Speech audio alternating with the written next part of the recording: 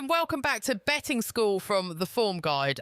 This is course 6, reading a race card, and it is the course where the numbers finally meet the horses. The first 5 courses taught you what a price is, what it hides, and what an edge looks like. But open a race card and you meet a wall of digits, dashes, and abbreviations that looks like a spreadsheet fell over. It isn't, it's a language, and by the end of today, you will read it fluently. Here is the roadmap. First, the anatomy of a single race card entry. Every number on the line named. Then the form string decoded, character by character, the digits, the dashes, the slashes, and what an F is politely not telling you. Then the handicapper's number, official ratings, and what a £5 rise really costs. Then weight and the weight for age idea in plain English. Then the draw and when it actually matters. Then headgear is what a stable is quietly trying to fix. Then trainer and jockey form, including the exact 14-day number our model uses. Then an honest chapter about who read the card before you did. Kettle on. Let's learn to read. Let's put one line of a race card under the glass, left to right. First comes the race card number, the horse's cloth number, nothing more.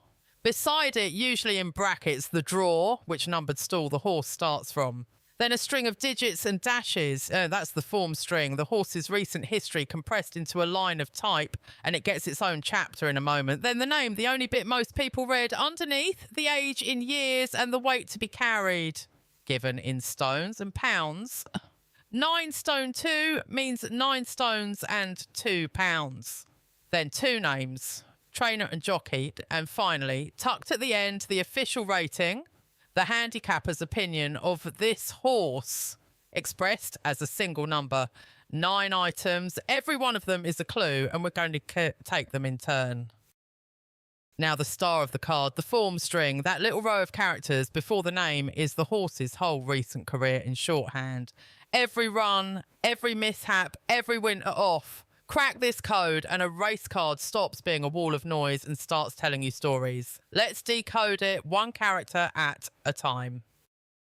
The first rule, the string reads left to right through time, so the most recent run is the character nearest the horse's name. Each digit is a finishing position. A 1 is a win, a 2 is a second, and so on up to 9. And the nought, the character that confuses everyone, but it means the horse finished out of the first 9. Not a mystery, not a missing entry, 10th or worse. So a string spoken as a 2, a 1, then a 4, nearest the name says second, then a win, then 4th, last time out. Already you can see the shape of a career, they're improving, fading or bouncing around before you've read a single word of the paper's write-up. Now the punctuation, because the gaps talk too. A dash marks the break between seasons. Everything left of it happened last season or earlier. A slash marks a longer gap, usually more than one full season, an injury, a long holiday or a change of yard. So a string spoken as a 1, a 3, then a dash, then a 2. Nearest the name reads 1 and finished 3rd late last season, then returned this season with a 2nd. And then the letters, the polite abbreviations for chaos. An F means the horse fell. A U means it unseated its rider. The horse was fine, the partnership wasn't. A P means the jockey pulled it up and called it a day. An R means it refused, planted its feet, he tweeted his feet and declined the whole idea. Letters aren't automatically damning, but a cluster of them is the card clearing its throat. Next, the quietest number on the card, and possibly the most important, the official rating. A professional handicapper watches every race in the country and gives each horse a number. Its rating, where every single point stands for £1 of weight. The whole point of the system is a beautiful, slightly mad idea. If the handicapper has it right, every horse in a handicap carries exactly enough weight to make them all dead heat. Run well and the number goes up, run badly, it drifts down. So when the papers say a winner has gone up £5, they mean the handicapper now makes it £5 better than before. And in its next handicap, it must carry £5 more than its old mark would have given it. Yesterday's win, invoiced. Does the invoice actually hurt? Here's a plausible season of handicap runners sorted by what the handicapper did to them last time. Horses drop £5 or more win at 11.5%, the best of the four groups, because the handicapper has relented and they're better treated than before.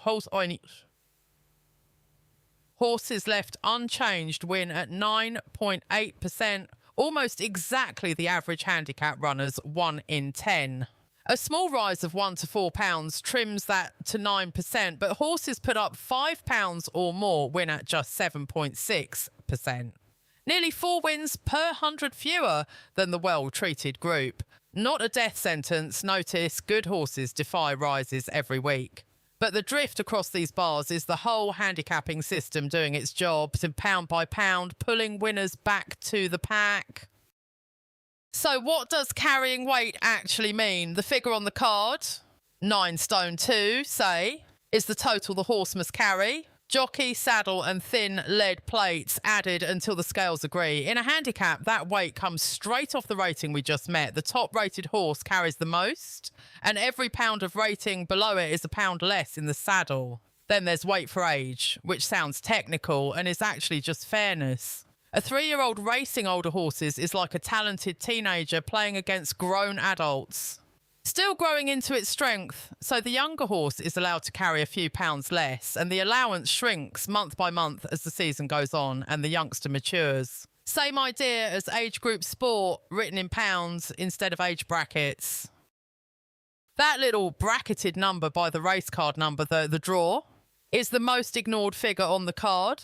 And on the right afternoon, it's the most important. Which stall a horse starts from can be trivia, or it can be half the result. Let's work out which afternoon is which.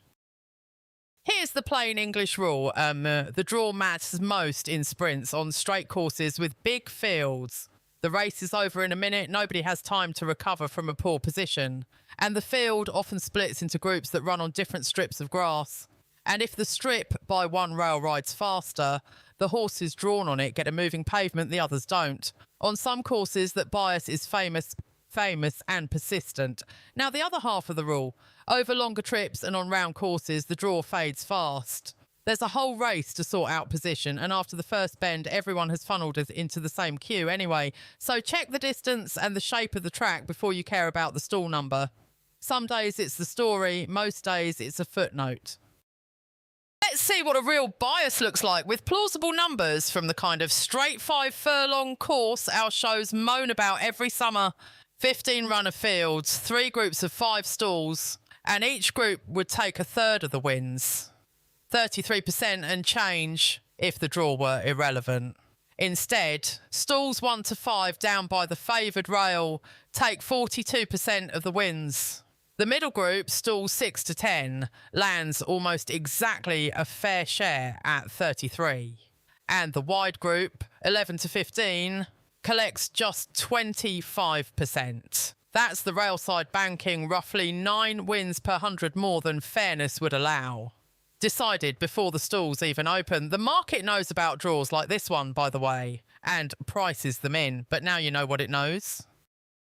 Next to some names, you'll find a small letter code for Headgear, and Headgear is a message from the stable if you know how to read it. Blinkers restrict a horse's sideways vision, so an animal that's been gawping at the crowd or dodging its work has nothing to look at but the race.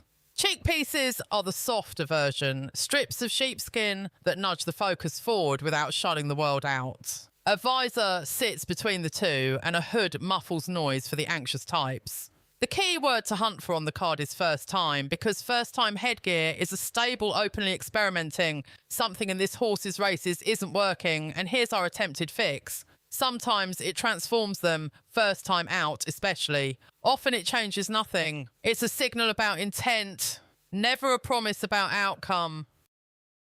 2 more names on the card, and both carry form of their own, the trainer and the jockey. Stables run hot and cold in a way that horses alone can't explain. A virus creeps through a yard, or the string comes into its coat, and suddenly everything's winning. The cleanest thermometer is the 14-day strike rate. Of the stable's runners over the last fortnight, what percentage won? That exact statistic went 14 days. Winners over runners is the one our model feeds on before every morning line, and it's printed on most race cards or a tap away. The same idea works for jockeys. A rider banging in winners is getting the right rides and riding with confidence. One caution before the numbers: a fortnight is a small sample, so treat the strike rate as a mood, not a verdict. Here's why the fortnight matters more than the season's headline. Two trainers, both perfectly good at their jobs. Trainer A wins with 16% of runners across the season. Trainer B with 15. Over a whole year, there's barely a cigarette paper between them. Now the last 14 days. Trainer A is flying 28%, nearly double the yard zone average. Everything coming to the boil at once. Trainer B has gone cold. 4%, one scrambled winner from a fortnight of runners. Same season-long ability, completely different yards to be running from this afternoon. That's the whole case for the 14-day number. The season tells you who's good. The fortnight tells you who's good right now. And right now is when the race is. Every betting school course carries an honest chapter, and here is this one's uncomfortable truth. You've just learned to read the race card. And so, unfortunately, has everyone else. Before you'd found your reading glasses, the market had finished the whole form book. Let's talk about what that means and why today still mattered. Everything we decoded today is public. The form string, the ratings, the draw statistics, the first-time blinkers, the hot trainer, odds compilers and thousands of sharp punters had priced every scrap of it before the market opened. So reading a race card makes you informed. It does not by itself make you advantaged. The horse with the lovely form line is short precisely because the form line is lovely. Course 3 told you where the edge really lives. In the price. In the rare moments the crowd's number is wrong. But here's why today was still worth your time. You cannot judge whether a price is wrong if you can't read what it's based on. Form literacy is the entry ticket, not the prize. And the honest corollary, if reading the card ever feels like a system for beating it, that's the moment to step back, which a well-read losing bet is still a losing bet. And the fun should never depend on the result. Let's fold the card up neatly. One race card entry holds 9 clues. Number, draw, form string, name, age, weight, trainer, jockey, official, rating.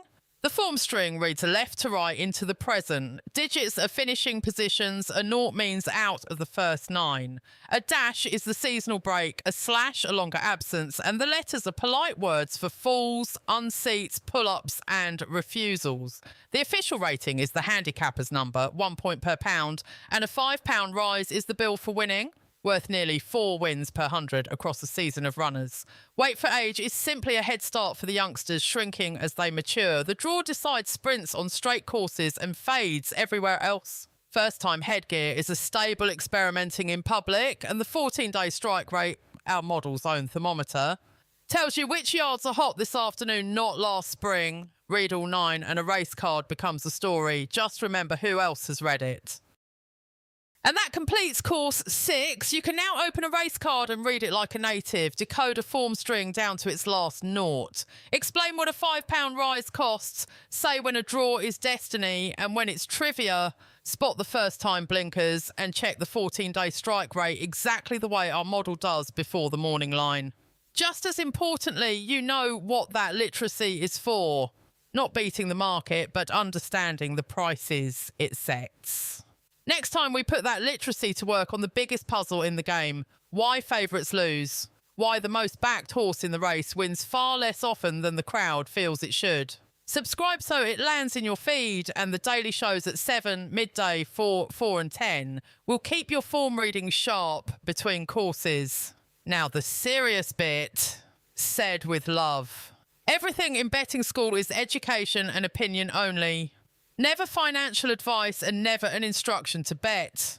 Betting is for adults aged 18 and over. With money and time you can comfortably spare, and no amount of form reading changes the risk that comes with every bet. If it ever stops being fun or starts feeling like a need, talk to someone. That's begambleaware.org. Thank you for studying with me. See you in course 7.